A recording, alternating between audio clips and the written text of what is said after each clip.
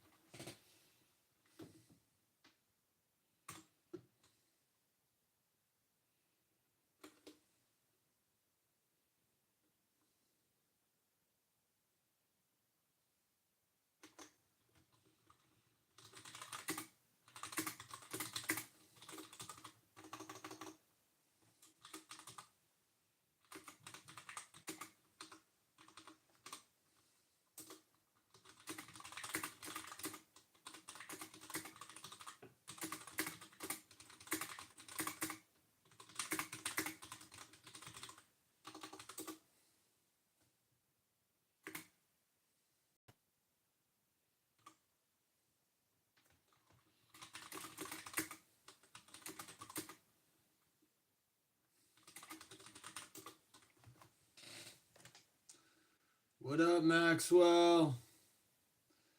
How you doing?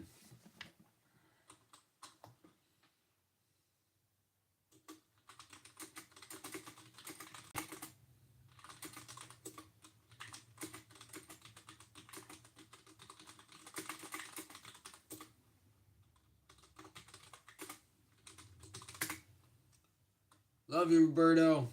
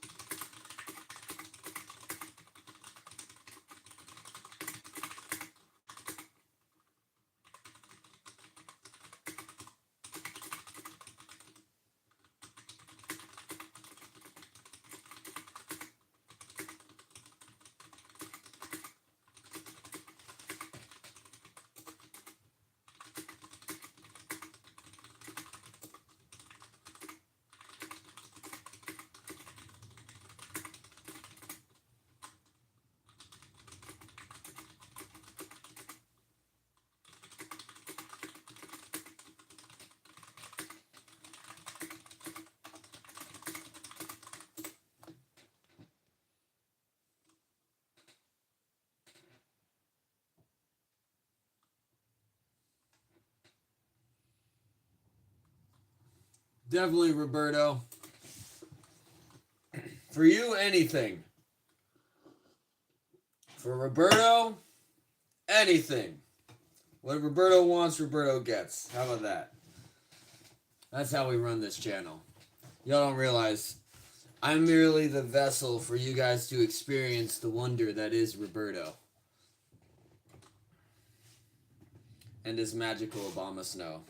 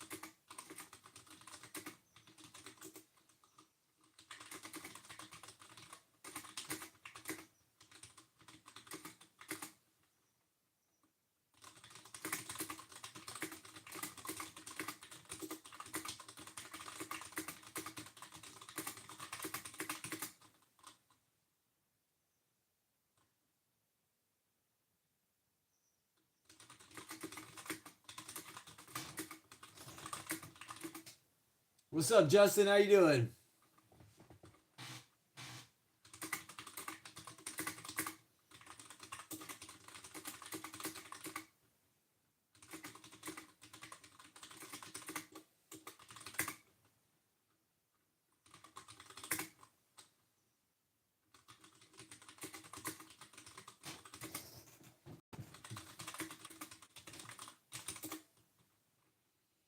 All right, Roberto, give me some material. What the song be about? We got your Obama Snow and its clear bloodlust for my Jabroni Dragons. I'm merely just a dragon farmer who has a ranch full of eggs. Perhaps one Dratini. Because Roberto and his Obama Snow keep showing up on every full moon. Is Roberto secretly the Obama Snow? Is that the truth here? Oh, and the bird. And the bird? Justin, we're writing a book. And we're also out to scam Jacqueline Ballard too. Because she needs to learn.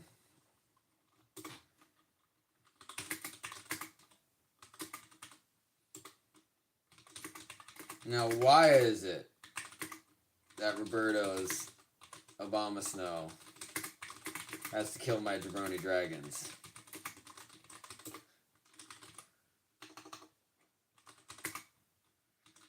Perhaps it's something like the origin story of Brawly and his hatred for Goku.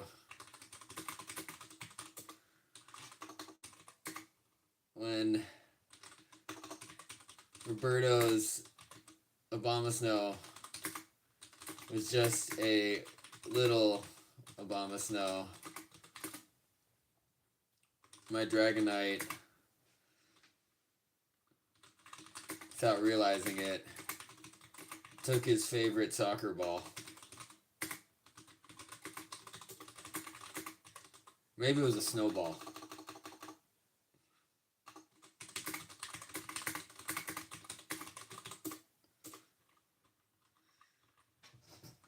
He was just out to build a snowman, isn't he?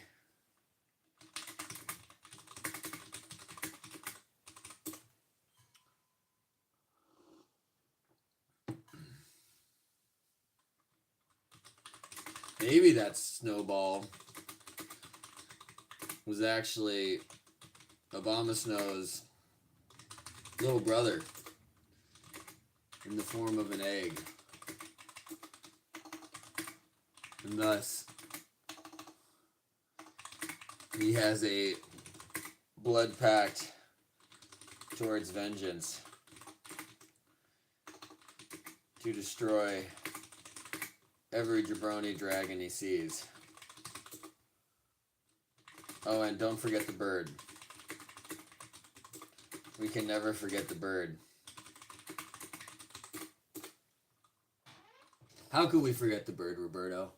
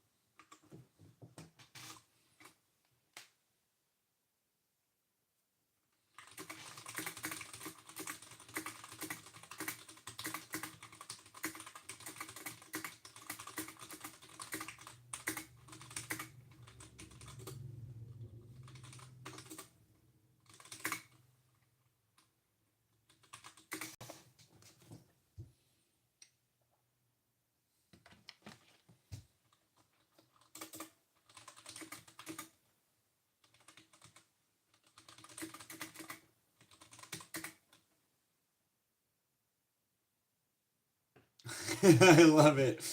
I love it, Synth. Hold on, I'm writing down Roberto's quote so I have it.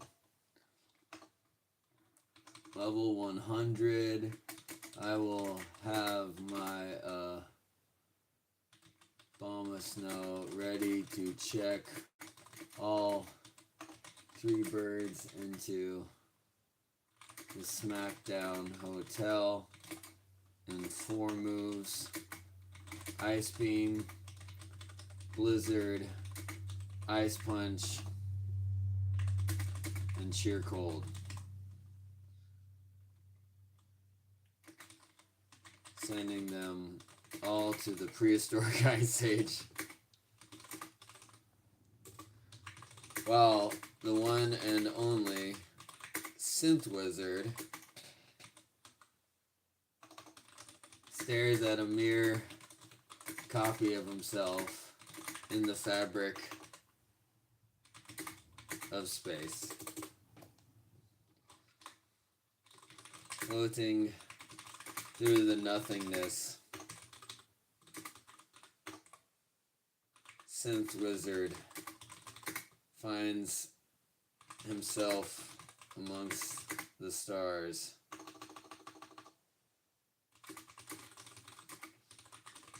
Returning back to Middle Earth and clubbing that jabroni Gandalf right over the head and meeting our weary travelers in the wood that one day during the film adaptation of The Two Towers. They say, Gandalf, my how you have changed. And Synth says, shut up. You don't know me. You're just a stupid dwarf.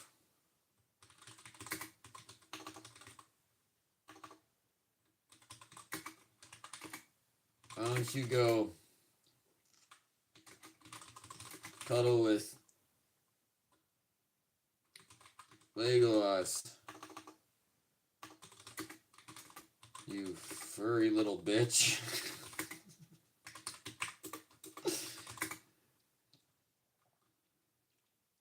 And Gimli was forced to be restrained by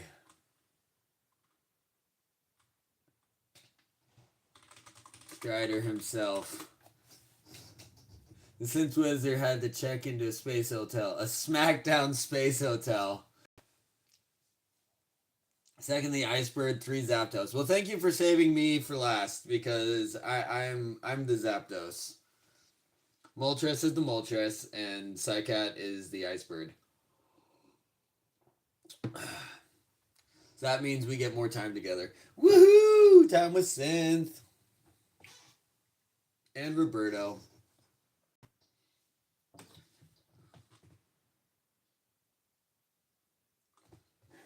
What's Strider's name in the Lord of the Rings? I already forgot.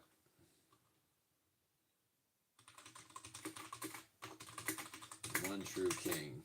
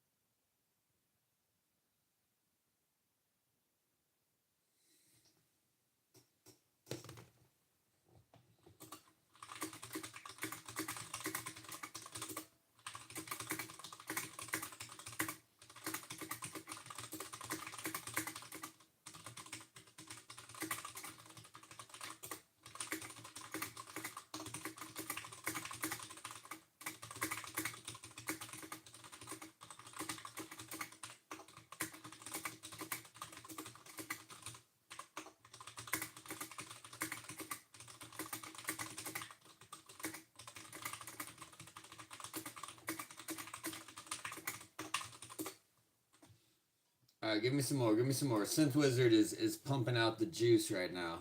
What you got for me, Synth? Oh, you are. You're currently... You, meaning Synth Wizard, the Cosmic SmackDown Space Hotel.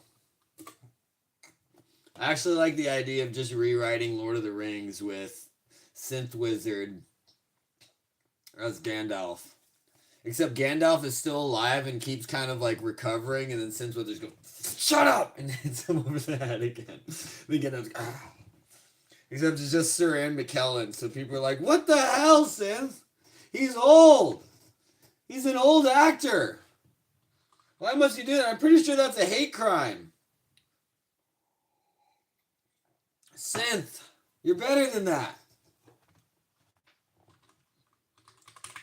Synth then turns around to see Sir Ian McKellen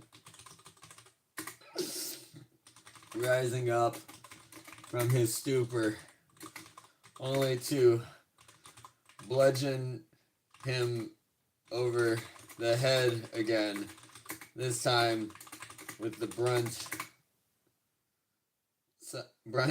of Gimli's axe. He says,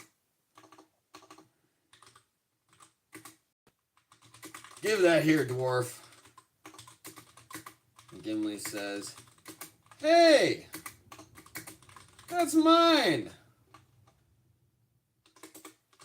And he takes the axe, and with the handle, hits the actor over the head. And he says, Okay. Where were we? Ah, yes. Those two fruity little hobbits over in Isengard. Onward!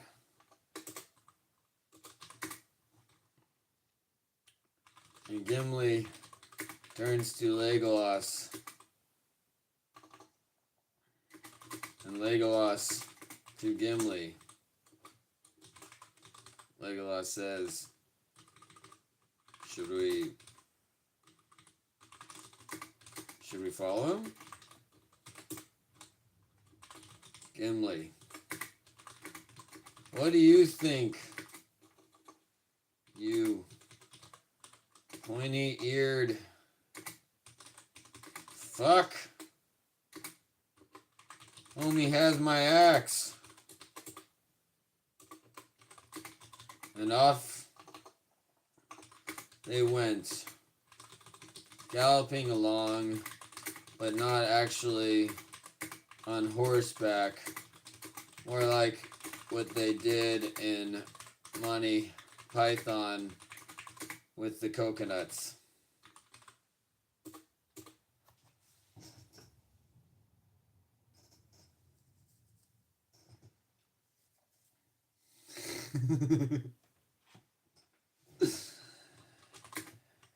And at last they arrived at Isengard. The two fruity little hobbits were sitting atop a broken down wall shortly after the battle, stuffing their faces with salted pork and Hot Pockets. Gimli says, Hey, where did you get those Hot Pockets?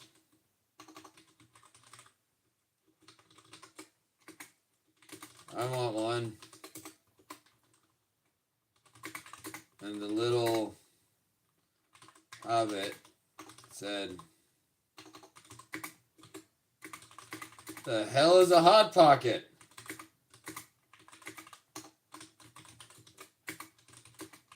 We're hobbits, you dumb, hairy half-squat.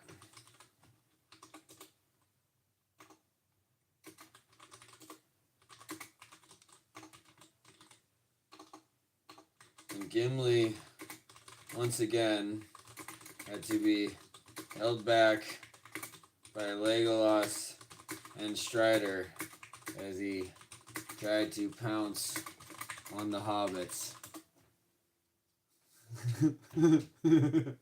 Stale Hot Pockets. See, Lilith gets it. Lilith, we're writing a book. Right now, where we're at is our fair travelers have made it to Isengard. Perhaps Roberto is going to be Saruman. Or maybe Roberto is Sauron. I don't know. We'll figure that out. This is a journey, you see. We're taking it together. Who's giving the hobbits so much processed food? Yes, that's what Synth Wizard says. Synth Wizard then says... Actually, no.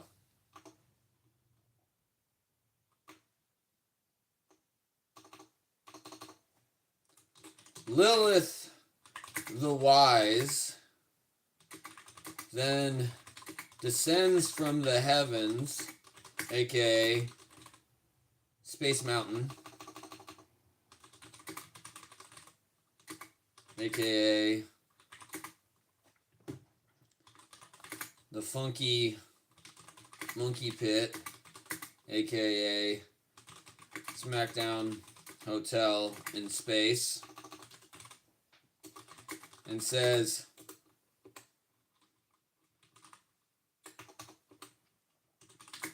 Put that stale Hot Pocket down, you furry-footed freaks. Don't you know processed food is bad for your tum-tums? Now here, have some of this delicious leafless salad I prepared for all of you.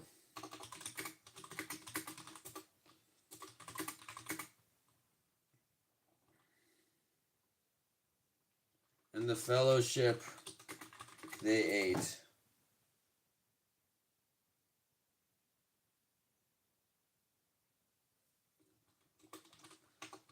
Not one serving, but two. Because they were like hungry and stuff. And the Hot Pockets actually gave the hobbits dysentery and they died. So they're gone. Thank goodness. I think we got a good story going here, folks. Well,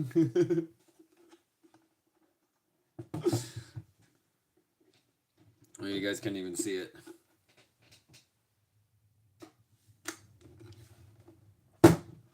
Yes, Lilith comes from Space Mountain.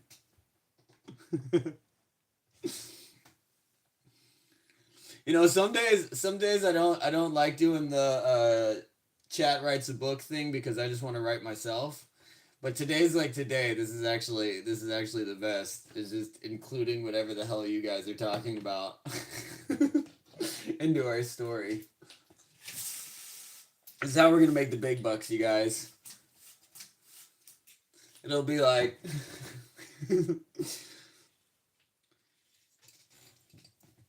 The Two Towers, written by Joku and Roberto and Synth Wizard and Lilith 6.6 and ... whoever else shows up here.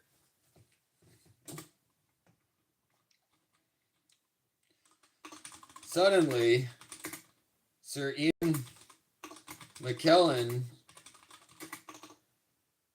began to rise from his stupor once again and says, "Damn, does my head hurt.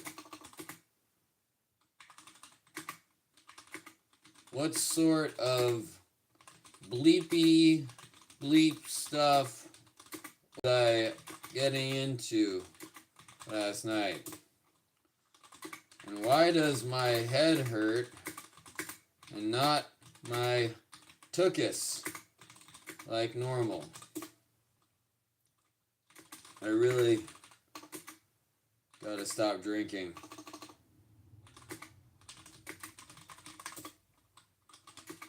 And off he went, yelling, "Where the hell is my agent?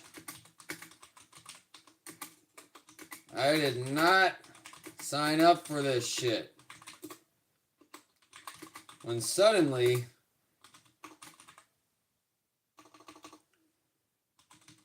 footsteps from behind caused Sir Ian to turn around, and it was none other than Synth Wizard, who bludgeoned him over the head with a rock and then scurried back to his dead hobbits and says, "This is why you don't eat processed foods, kids." The end. See, there's a moral.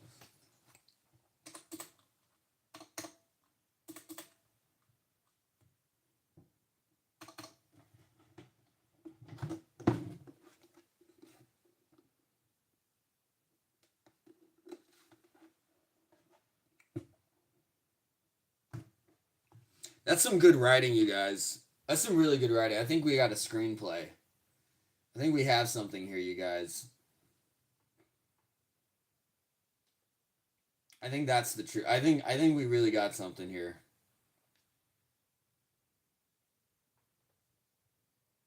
I don't know about you guys, but I would definitely buy this book and be like, "Ooh, a book." And then be like, "Oh my gosh, this book is booking so hard right now." I don't know if I've ever read a book that booked so hard.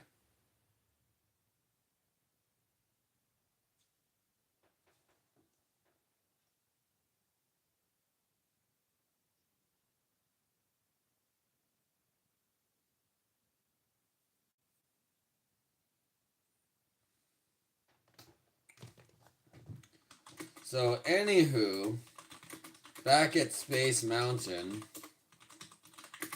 Lilith was hanging out with Hagrid the Horrible. This is before he got sent to live in that shack at Hogwarts. Back when he was in a biker gang with Lilith. And Lilith says, "Man, Hagrid, you really gotta consider taking a shower, my man. You smell like straight hobbit ass. And believe me, I know what that smells like. Those two hobbits down there, see, at the bottom of the mountain, dead from diarrhea. Could have been stopped had they only eaten my salad. But no, they were all like, 'Ooh, look at me, I'm a hobbit, and I like to eat Hot Pockets.' And so they died. When suddenly, Ian McKellen woke up again.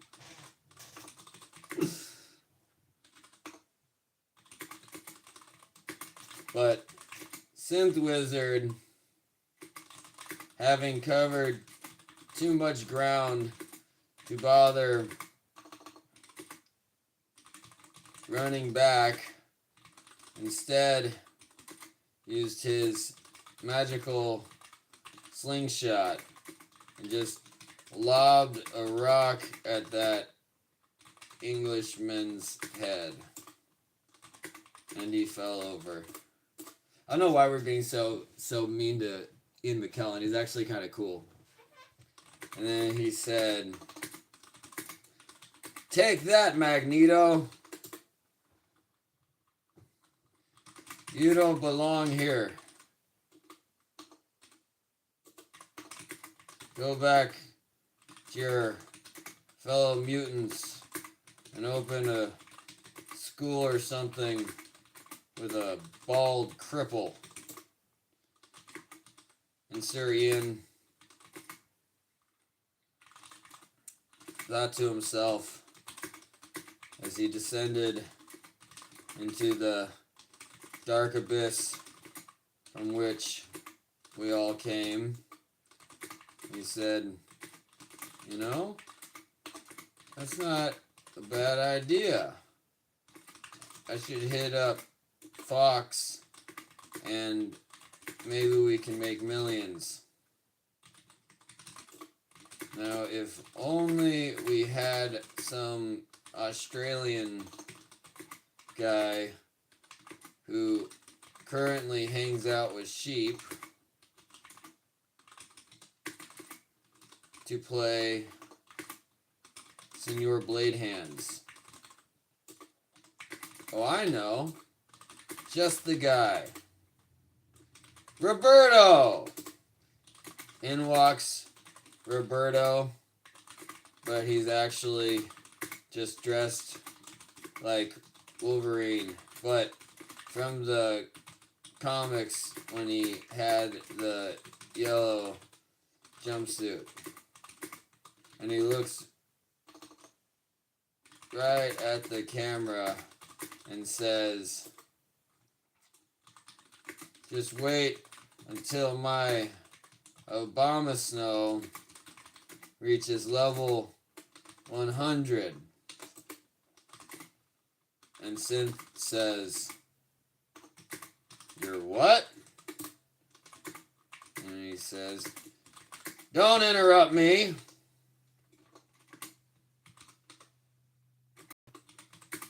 I'm in the fucking zone."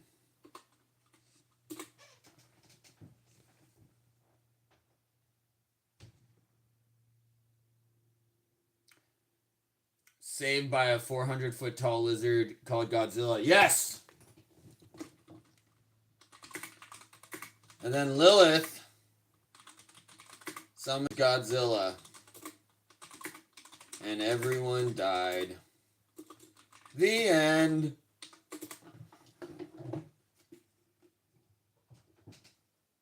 It's a good book, you guys. That's a really good book, you guys. That's a book that I would definitely... I think we got a Pulitzer Prize here, folks. I don't even know what a Pulitzer Prize is, but I think we have one.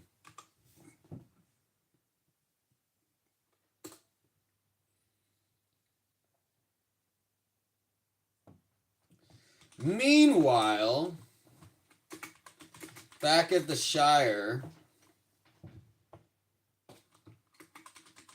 Frodo is in a field of flowers with Sam, saying, "Oh, Sam!" And Sam says, "Hey, you think I got a shot with that blonde bar wench? I think she's hot tamales." And Frodo says, "Well, maybe, but I wouldn't call her a bar wench. She might not appreciate that sort of language." And Sam says, "What do you know about women?" And he scurries off, only to return 5 minutes later with a black eye and says to Frodo, I think you might be right. I think you might be onto something." She did not appreciate me calling her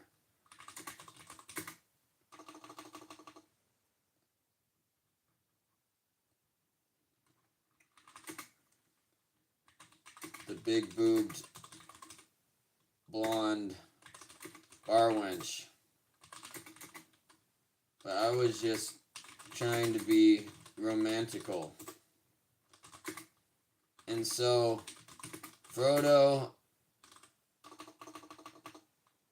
taught Sam how to dance. And he was like, "You gotta stay in the pocket. This is where you live. Nice and simple." But then Sam starts dancing around, doing the grocery shopper and the sprinkler and the old Q-tip. And Frodo was played by Will Smith, and Sam, the fat comedian from King of Queens. And this is actually just the movie Hitch. So, Synth Wizard runs back in and says, "Where the hell is that old Englishman?" You got away, but not for long. Until next time. Man, we got like 4 chapters here. Your steel dragon, Dialga? Oh my gosh, she's got a steel dragon now, folks. Ow, my neck! Wow, my neck! Oh, my neck!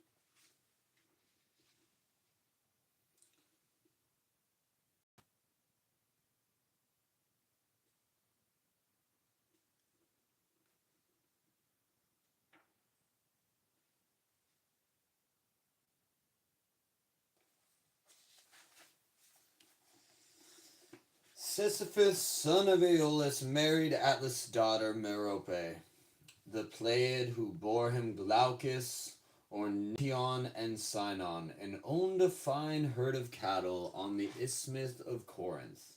Near him lived Autolycus, son of Chion, whose twin brother Philemon was begotten by Apollo, though Autolycus himself called Hermes as his father.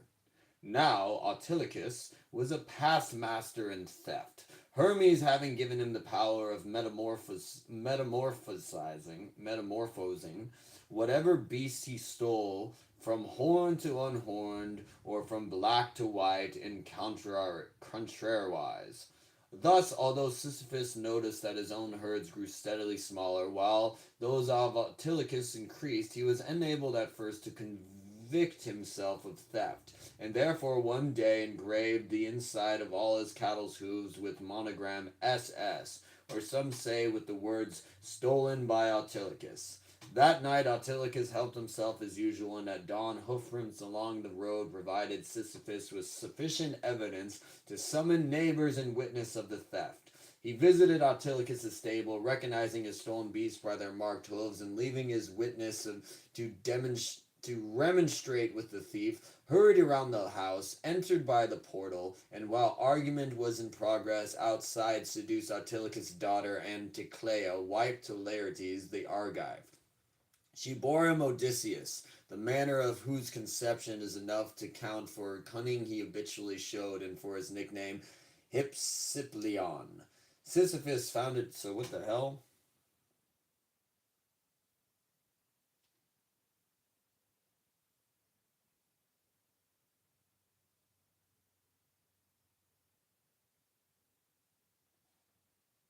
So Sisyphus is pissed off that Autolycus stole his cattle, so he goes and bangs his daughter and makes Odysseus. The fuck? Sisyphus founded Ephyra, afterwards known as Corinth, and peopled it with men sprung from mushrooms, unless it be true that Medea? Tyler Perry's Medea gave him the kingdom as a present. His contemporaries knew him as the worst knave on earth, granting only that he promoted Corinthian commerce and navigation. When on the death of Aeolus, Salmanius observed the Thessalian throne, Sisyphus, who was the rightful heir, consulted the Delphic oracle and was told, "Sile children on your knees, they will avenge you." He therefore seduced Tyro, Salmanius' daughter, who happened to discover that his motive was not love for her, but hatred for her father, killed the two sons she had borne him.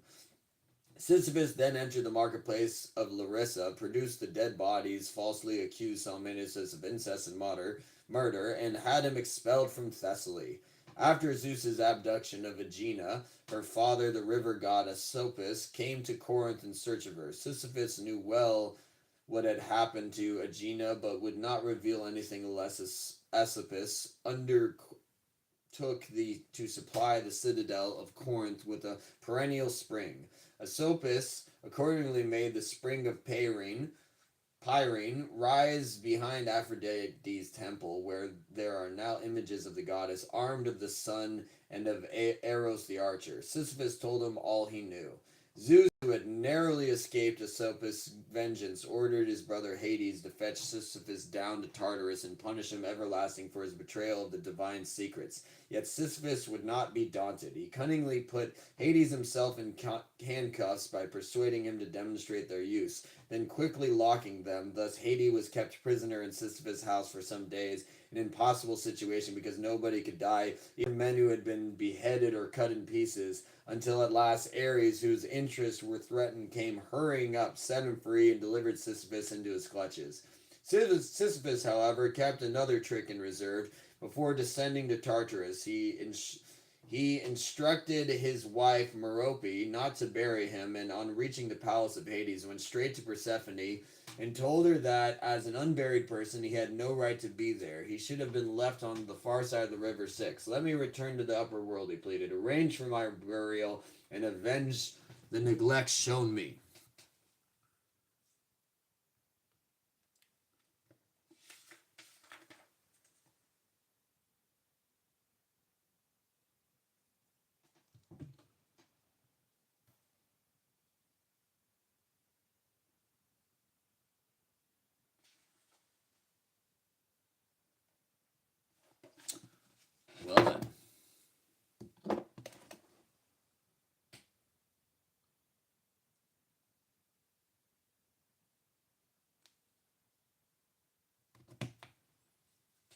What's up, Haya? You should play God of War. I've never actually played that game, but I've watched the videos of the playthroughs. And to answer your question,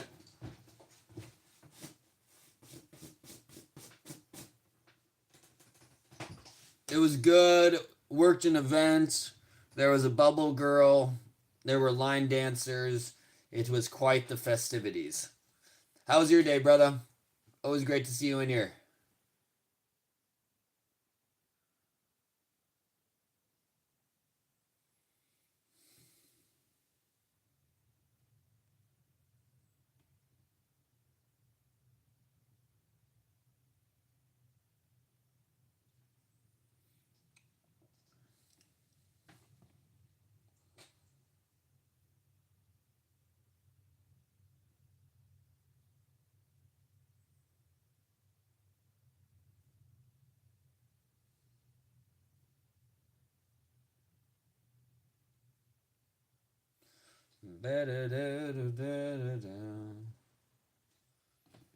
No bubble girl line dancers.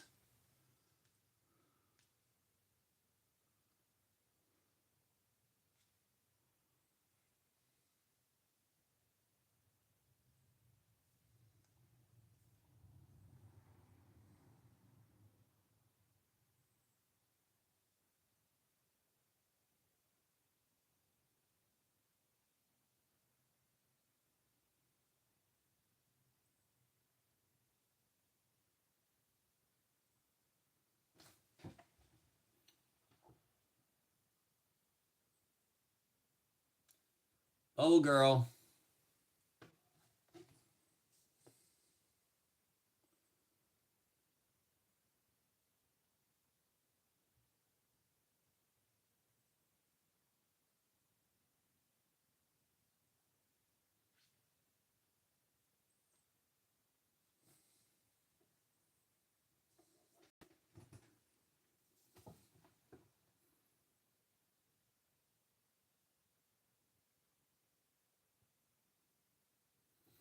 Party time. Excellent. Wee wee wee wee wee.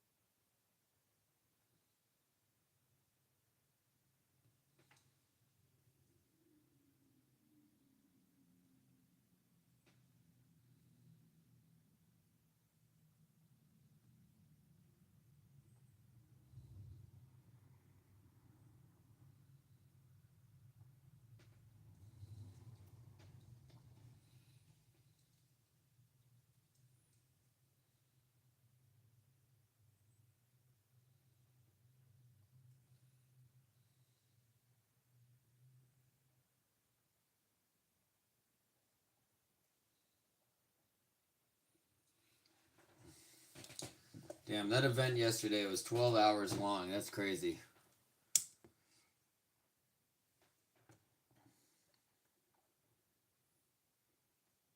Yeah, it was fun. It was just long. It was very long. What you up to today? Ugh.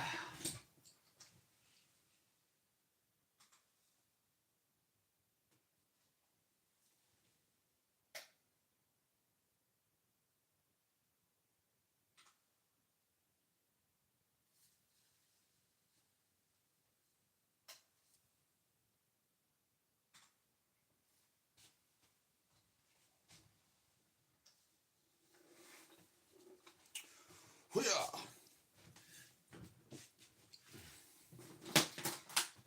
Hi, it's been crazy. I've been doing this writing every single day, and every single day end up writing a minimum of 2,000 words. Now again, the whole word count thing is kind of BS because how many, words are useful towards a final draft is another question. But I still believe in the drafting process of just get words on paper and see, which ones actually end up being usable. How long do we go for? Oh, I didn't even start the timer. That's lame.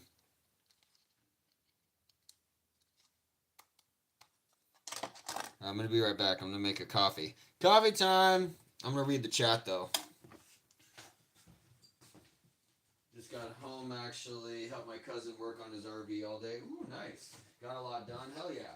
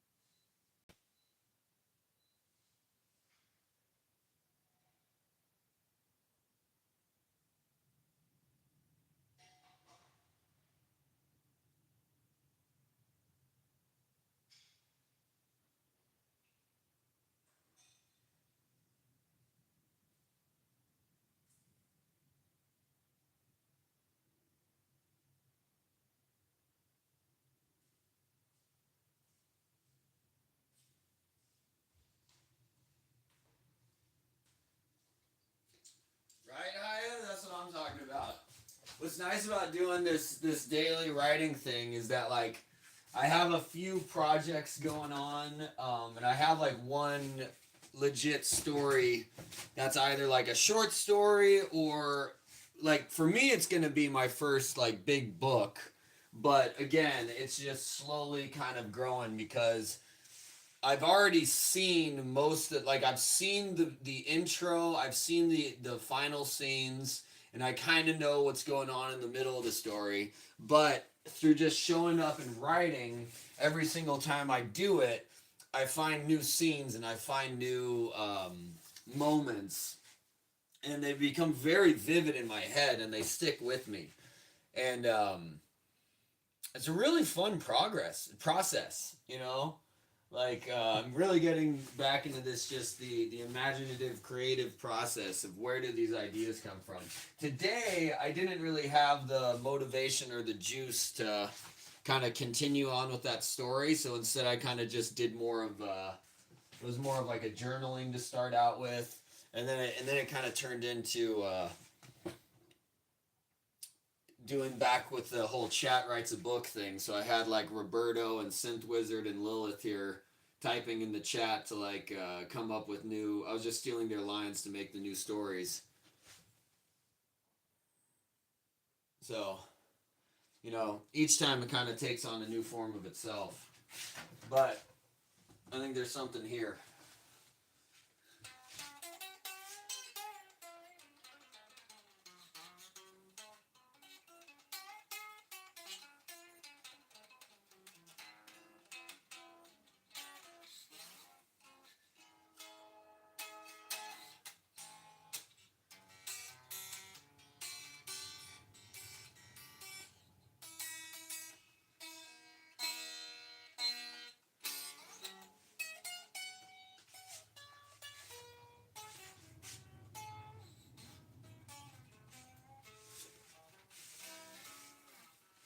And then Roberto came with his bomb of snow and he killed my jabroni dragon. Why Roberto hates my dragon so?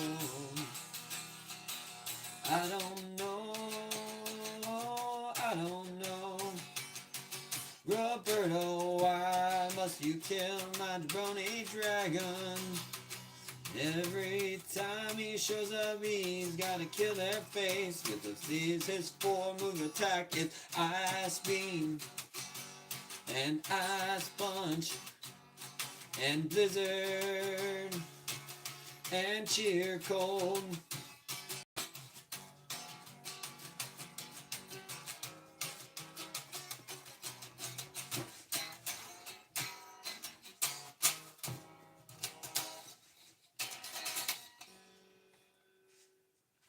Roberto, why must you kill my jabroni dragon?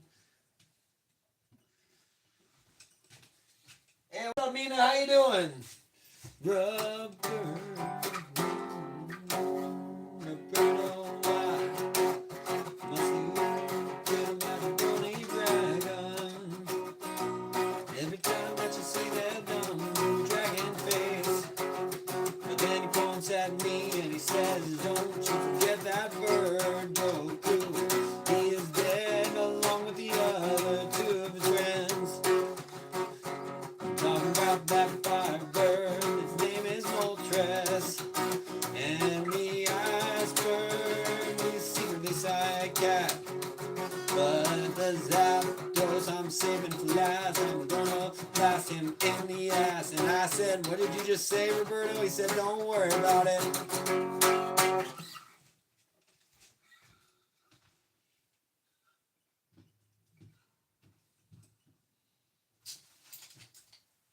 Not the Brony Dragon.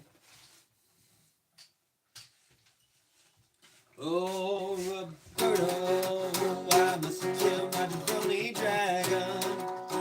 And you use your Ice Beam and your Ice Punch attack.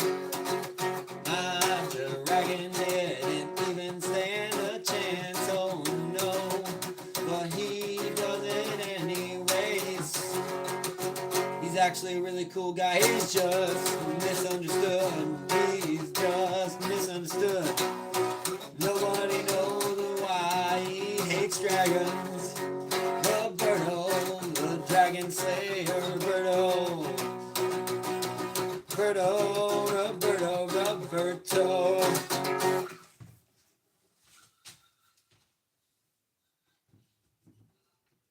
This is why you always need a guitar within reach. Right? Am I right, folks? Come on. Come on, this guy gets it. He really hates jabroni dragons. It's kind of insane how much he hates them. He's like, if I see that dragon one more time, I'm gonna fucking punch it in the face with my ice punch. And you're gonna be like, no, not my dragon. He's gonna be like, yeah, your dragon.